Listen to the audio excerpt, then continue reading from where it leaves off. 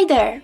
In today's video, I'll show you how to enable waterlock mode on your Apple Watch SE 2nd generation.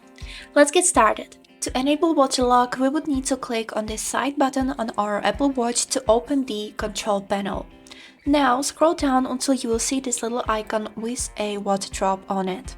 Click on it and the waterlock mode will be activated. Now let's talk about what is waterlock. This is mode which prevents the water drop accidentally clicks on your screen. So right now the screen is fully blocked and we are not able to do anything on it. Now to disable the waterlock, we would need to press and hold this digital crown on our watch. You will hear some weird sounds which are ejecting the water from your watch. Let's disable the waterlock. Here is it how it looks. And now the waterlock has been disabled and your screen is active again. And that was all.